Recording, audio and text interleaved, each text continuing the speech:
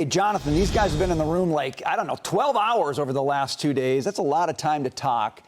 Realistically, what do you want to see coming out of these meetings? Well, I'm happy to see that a lot of the Chinese stocks are actually improving, Brian. And my short message to them is figure it out. You've got trillions of dollars on the sidelines waiting to make investments based on what's happening in this room at this time. And look, trade with China is good. It's an immense market for U.S. producers. It's obviously also a lot of opportunities for U.S. consumers. So we live in a global economy. Let's not be irrealistic about that. Figure this out, negotiators, and whether it's a 10% tariff, I prefer a 0% tariff, but figure this out and let investors actually start to plan and think long term. You read it as a good sign, Jackie, that they've been together so long these last 2 days? I think so. I'll take Letnick's positive comments and say that they're making progress. I don't think that, he would stand up there and lie to the American people. I think anytime you can get leaders to sit down together and have constructive conversations and conversations that must be going well if they're able to sit at the table for as many hours as they have on both days, that's a good thing.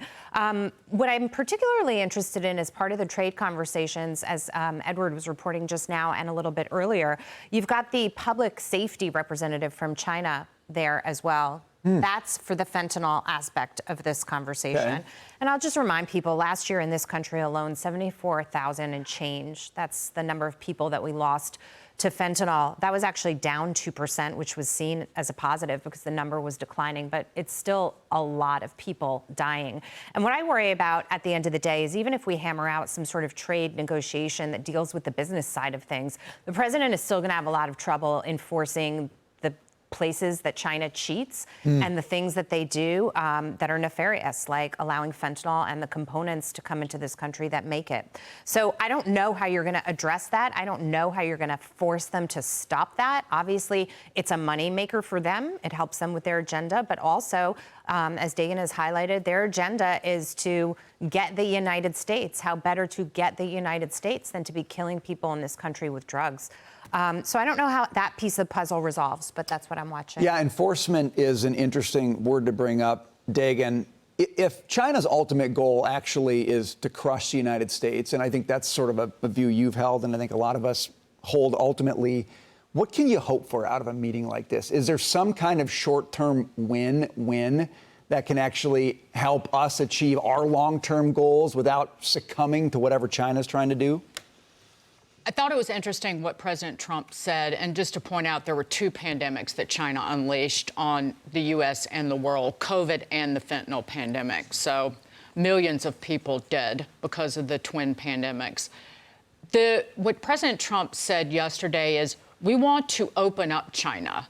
And that is really what American businesses want, because there's never been any reciprocity when it comes to doing business there, which is off limits for a majority of American companies, and China doing business here.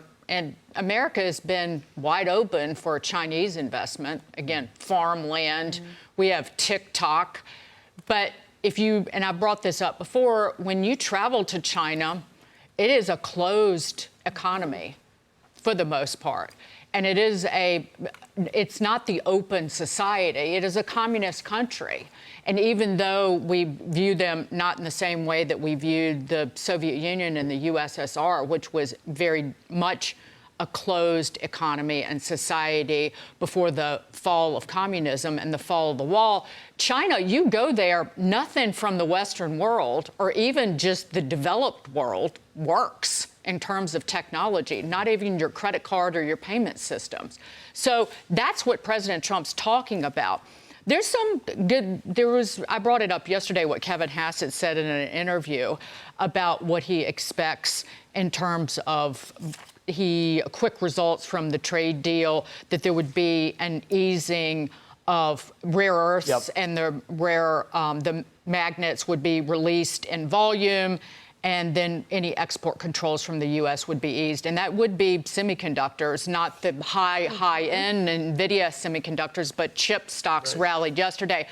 But the overarching impact of all of these trade negotiations has not been on the American people and small businesses what Wall Street economists and all of the professional analysts predicted. The New York Fed yesterday, and we all talked about it, inflation expectations across all horizons declined. 1 year, 3 year, and 5 year expectations for inflation. That's incredible. Then, and we'll talk about this at length later, small businesses are hopeful about the economy. Right. That the optimism among small businesses is now above the long-term average. And it's a large part because of the tax cut bill, but people are feeling good and they think inflation's going to be in check, and that is a win, and trade negotiations continue. What do you say, Taylor?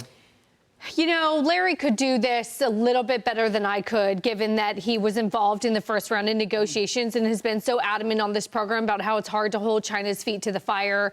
They agree to something and then they don't ever really follow through, and there's a lot of cheating. But I think what I like about rare earth versus chip exports is, to me, that feels trackable. If they stop shipping rare earths, if they renege on some of their promises, because the hard part in negotiating is they don't negotiate in good faith. How do you engage in good faith negotiations? If they pull back on rare earths, we can pull back on semiconductors. That feels somewhat trackable, rather than they keep devaluing the yuan and it's a non-tariff barrier, but we don't really know how to go about counteracting that. So I guess maybe I'm a little bit more hopeful that this really feels like a tit for a tat, and there is something that both sides can gain. I totally agree with Dagan that at first part, it's like, oh gosh, I don't want to send our chips over there because they just break it apart, dissect it, figure out how to rebuild it cheaper, steal all of our technology. But look, it's not the high-tech stuff, right? It's not the Vera, it's not the Rubens, it's not even the Blackwell. Maybe it's an H20, maybe it's other semiconductors that aren't even related to NVIDIA. I'm okay with that because, again, remember, the goal that we saw in Saudi Arabia, that maybe we see in China, is we build AI on American technology. There is no reason why American technology should not be gaining revenue from China as a customer. Again, not the super high-end stuff, but the cheap semiconductor, dime a dozen stuff. Let's do it. Let's make America the powerhouse they are forced to build AI Taylor, on America. we've got